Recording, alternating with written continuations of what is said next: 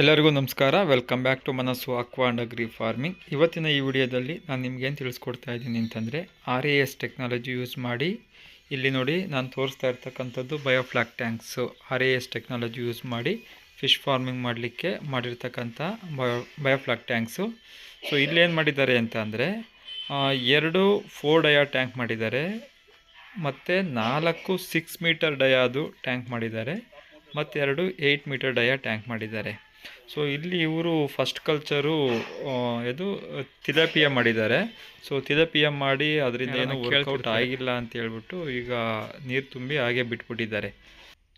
ಈ RAS ಟೆಕ್ನಾಲಜಿಗೆ any time power ಬೇಕು oxygen ಕೊಡಲಿಕ್ಕೆ ಅಂತ ಹೇಳ್ಬಿಟ್ಟು. ಸೊ ನೋಡಿ ಇಲ್ಲಿ ಇವರು ಒಂದು ಸೋಲಾರ್ ಸಿಸ್ಟಮ್ ಮಾಡ್ಕೊಂಡಿದ್ದಾರೆ. ಈ ಸೋಲಾರ್ ಸಿಸ್ಟಮಿಂದ 24/7 ಪವರ್ ಅಂತಕ್ಕಂಥದ್ದು ಸಿಗುತ್ತೆ. ಸೊ ಇಲ್ಲಿ ನನ್ನ ಕ್ವಶನ್ ಏನು ಅಂತಂದರೆ, RAS ಟೆಕ್ನಾಲಜಿ ಬೆಸ್ಟಾ ಅಥವಾ ಸೆಮಿ ಬಯೋಫ್ಲಾಕ್ ಟ್ಯಾಂಕ್ಸ್ ಅಂದರೆ ಏನು ಈ ನಾವು ಪಾಂಡ್ ಇಲ್ಲಿ ಮಾಡಿರ್ತಾರೆ ನೋಡಿ, ಈ ಒಂದು ಇದರಲ್ಲಿ ಮಾಡ್ತಾ ಇದ್ದಾರಲ್ಲ ಈ ಥರ.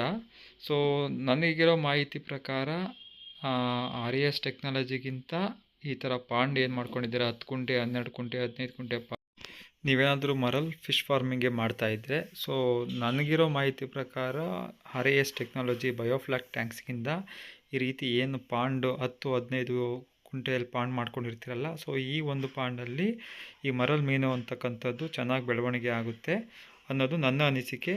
ಸೊ ನಿಮಗೇನಾದರೂ ಯಾವುದು ಇದರಲ್ಲಿ RAS ಟೆಕ್ನಾಲಜಿ ಬಳಸಿ ಮಾಡಿರ್ತಕ್ಕಂಥ ಬಯೋಫ್ಲಾಕ್ ಟ್ಯಾಂಕಲ್ಲೇ ತುಂಬ ಚೆನ್ನಾಗಿ ಬೆಳೆ ಬರ್ತಿದೆ ಅಂತ ಅನಿಸಿದ್ರೆ ನಿಮ್ಮ ಅನಿಸಿಕೆನ ದಯವಿಟ್ಟು ಈ ಒಂದು ಕಮೆಂಟ್ ಬಾಕ್ಸಲ್ಲಿ ತಿಳಿಸಿ.